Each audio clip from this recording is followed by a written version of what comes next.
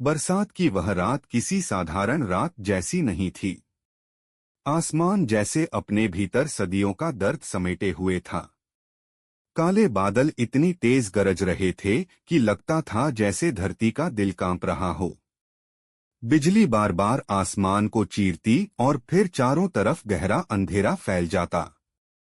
शहर से बहुत दूर एक सुनसान सड़क के किनारे बसी छोटी सी झुग्गी बस्ती में मिट्टी और टीन की एक पुरानी झोपड़ी थी। वही झोपड़ी थी राधा का घर। राधा 25 साल की एक युवा महिला। चेहरे पर मासूमियत, आंखों में गहराई और दिल में ऐसा साहस जिसे हालात भी तोड़ नहीं पाए थे। वह अपनी बूढ़ी दादी के साथ रहती थी। माँ बाप बचपन में ही एक सड़क हादसे में गुजर गए थे। दादी ने उसे पाल पोस कर बड़ा किया। राधा दिन में लोगों के घरों में काम करती और रात में सिलाई करके 2 वक्त की रोटी जुटाती। उसके पास कुछ नहीं था सिवाय आत्मसम्मान और इंसानियत के। उस रात भी वह देर तक सिलाई मशीन चला रही थी। दादी खांसते खांसते सो चुकी थीं। तभी अचानक बाहर से किसी कार के टायर घिसटने की तेज आवाज आई। राधा चौंक गई। इतनी रात को इस वीराने में? कुछ ही सेकंड बाद धड़ाम, जैसे कोई सड़क पर गिरा हो।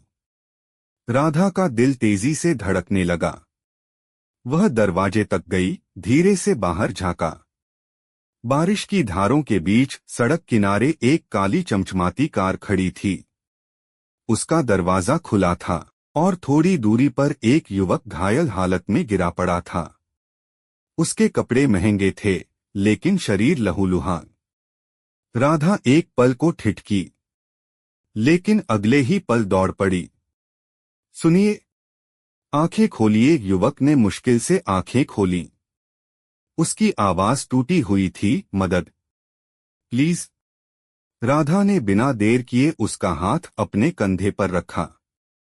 किसी तरह उसे झोपड़ी तक लाई। दादी जाग गईं। कौन है? राधा बोली, एक घायल इंसान, बस इतना सुनना काफी था। दादी ने तुरंत दरवाजा बंद किया।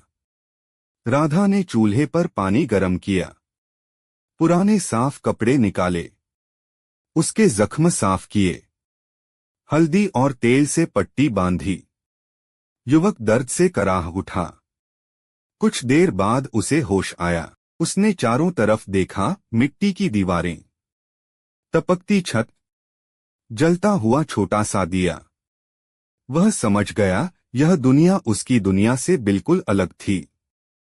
मैं कहाँ हूँ? राधा ने हल्की मुस्कान के साथ कहा। एक गरीब की झोपड़ी में। युवक ने उसकी तरफ देखा।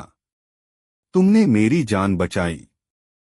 राधा बोली, अभी शुक्रिया मत कहिए, पहले ठीक हो जाइए। कुछ देर बाद उसने अपना नाम बताया, मैं आर्यन हूँ।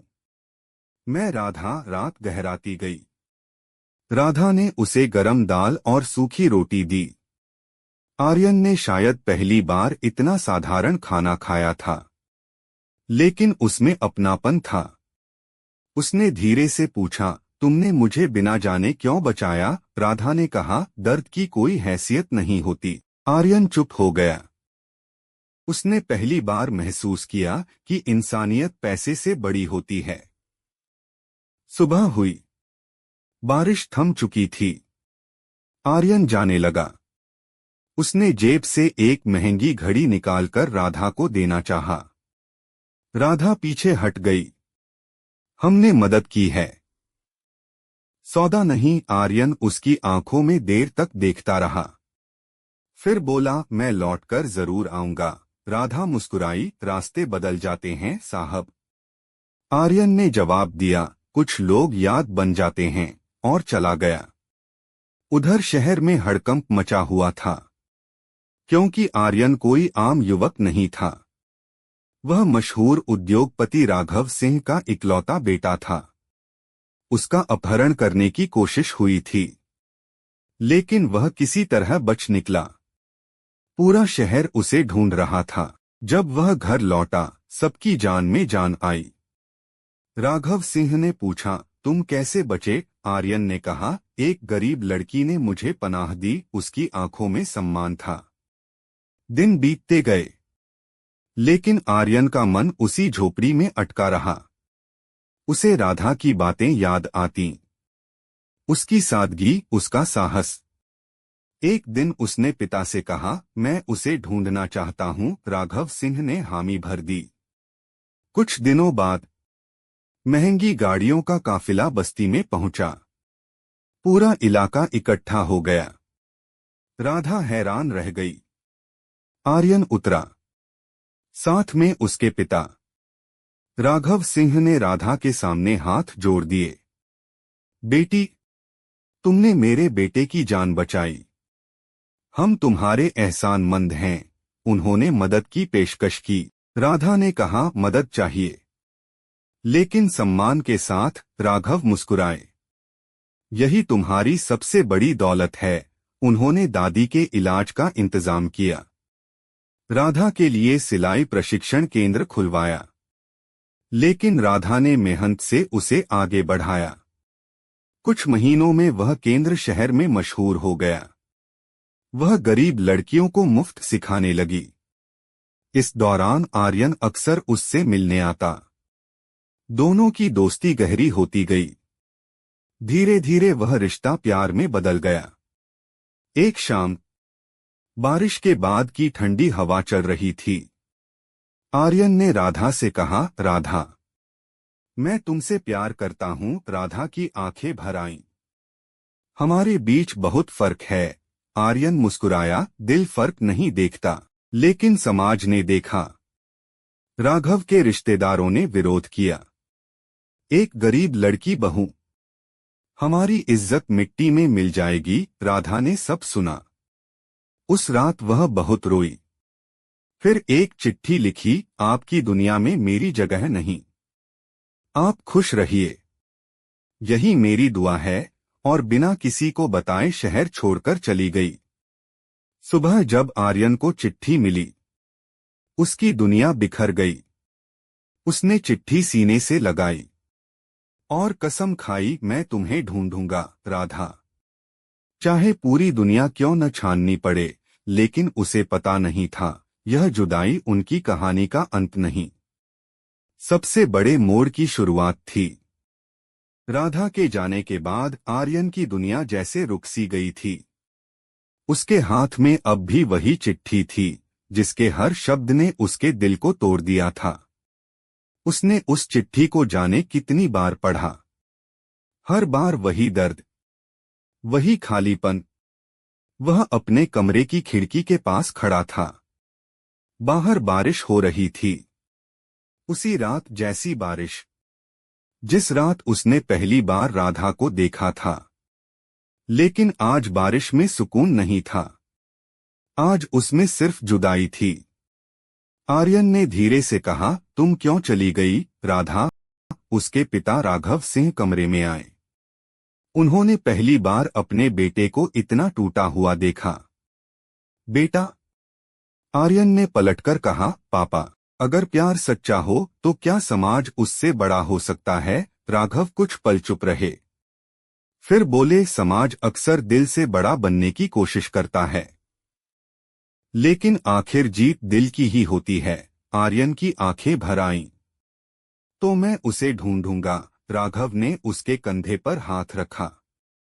मैं तुम्हारे साथ हूं। इसके बाद शुरू हुई राधा की तलाश। अखबारों में इश्तिहार दिए गए, टीवी चैनलों पर खबर चली, लेकिन राधा का कोई पता नहीं चला। महीने बीत गए, फिर साल, लेकिन आर्यन ने उम्मीद नहीं छोड़ी। उसने शादी से इनकार कर दिया, हर रिश्ता ठुकरा दिया। उसका एक ही जवाब होता, जिसे दिल ने चुना है, उसके बाद कोई और नहीं। उधर राधा एक छोटे पहाड़ी शहर में पहुंची थी। वह वहां किसी को नहीं जानती थी, न पैसे न सहारा, लेकिन उसके पास मेहनत थी। उसने एक छोटे से स्कूल में बच्चों को सिलाई और कढ़ाई सिखाना शुरू किया। धीरे धीरे वह वहां की पहचान बन गई। वह गरीब महिलाओं के लिए स्वयं सहायता समूह चलाने लगी। उसकी मेहनत ने कई घरों की जिंदगी बदल दी, लेकिन उसके दिल में एक खाली जगह हमेशा रही। वह हर रात आसमान देखकर सोचती, क्या आर्यन मुझे याद करता होगा। 5 साल बीत गए। अब राधा 30 साल की हो चुकी थी। उसके चेहरे पर परिपक्वता थी, लेकिन आंखों में वही दर्द। एक दिन शहर में महिला सशक्तिकरण सम्मेलन आयोजित हुआ। देश के बड़े उद्योगपति मुख्य अतिथि के रूप में आने वाले थे। राधा को मंच पर सम्मानित किया जाना था। जब एंकर ने नाम लिया, अब मैं आमंत्रित करता हूं उद्योगपति श्री आर्यन सिंह को। राधा का दिल थम गया। उसने सिर उठाया। मंच पर वही चेहरा था, थोड़ा और गंभीर, थोड़ा और परिपक्व, लेकिन वही आंखें। आर्यन की नजर जैसे ही भीड़ में राधा पर पड़ी, वह ठहर गया। उसके हाथ से फाइल गिर गई। पूरा हॉल सन्न रह गया। दोनों की आंखें भर आईं। 5 साल की दूरी एक पल में टूट गई। कार्यक्रम खत्म होते ही आर्यन भीड़ चीरता हुआ उसके पास आया। राधा, बस एक शब्द, और राधा की आंखों से आंसू बह निकले। आर्यन, दोनों कुछ पल सिर्फ एक दूसरे को देखते रहे, जैसे वक्त रुक गया हो। आर्यन ने कांपती आवाज में पूछा, तुमने मुझे छोड़कर क्यों चली गई। राधा ने सिर झुका लिया। क्योंकि मैं तुम्हारी दुनिया में बोझ नहीं बनना चाहती थी। आर्यन ने उसका चेहरा ऊपर उठाया। तुम कभी बोझ नहीं थी, तुम मेरी जिंदगी थी। राधा रो पड़ी। मैंने हर दिन तुम्हें याद किया, आर्यन ने कहा। मैंने हर दिन तुम्हें ढूंढा। उसी समय राघव सिंह वहां पहुंचे। उन्होंने राधा को देखा, मुस्कुराए। बेटी, इस बार तुम्हें जाने नहीं दूंगा। राधा ने उनके चरण छुए। राघव बोले, तुमने खुद को साबित कर दिया। अब किसी को कोई हक नहीं कि तुम्हारी कीमत लगाए। कुछ दिनों बाद आर्यन ने पूरे परिवार के सामने कहा, मैं शादी करूंगा। और सिर्फ राधा से। इस बार किसी ने विरोध नहीं किया, क्योंकि राधा अब सिर्फ गरीब लड़की नहीं थी, वह हजारों महिलाओं की प्रेरणा थी। लेकिन असली वजह यह थी, उसकी गरिमा ने सबका सिर झुका दिया था। शादी बहुत साधारण रखी गई। राधा ने कहा, मैं दिखावा नहीं चाहती। आर्यन मुस्कुराया, तुम्हारी सादगी ही तुम्हारी सबसे बड़ी खूबसूरती है। शादी के दिन राधा लाल साड़ी में बेहद सुंदर लग रही थी। उसकी आंखों में खुशी थी और एक शांति। आर्यन ने उसका हाथ थामा। अब कभी छोड़कर मत जाना। राधा ने मुस्कुराकर कहा, अब कहीं जाने की जरूरत नहीं। लेकिन कहानी यहीं खत्म नहीं हुई। शादी के बाद दोनों ने मिलकर एक बड़ा फाउंडेशन शुरू किया। नाम रखा दादी आश्रय, उनकी उस बूढ़ी दादी के नाम पर जिन्होंने एक अजनबी को शरण दी थी। यह फाउंडेशन गरीब महिलाओं, अनाथ बच्चों और बेसहारा लोगों की मदद करता था। देश भर में उसके केंद्र खुलने लगे।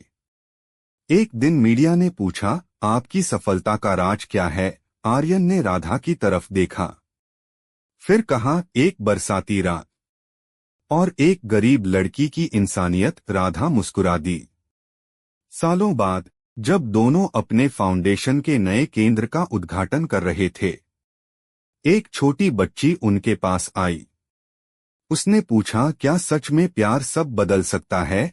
राधा ने झुककर उसके सिर पर हाथ फेरा और कहा, अगर प्यार में सम्मान और इंसानियत हो तो वह किस्मत भी बदल सकता है। आर्यन ने उसका हाथ थाम लिया और आसमान की तरफ देखा। हल्की बारिश शुरू हो चुकी थी, जैसे वह रात फिर लौट आई हो, लेकिन इस बार दर्द नहीं, सिर्फ खुशी लेकर। क्योंकि उस एक रात की पनाह ने 2 जिंदगियों को नहीं, हजारों जिंदगियों को रोशनी दी थी।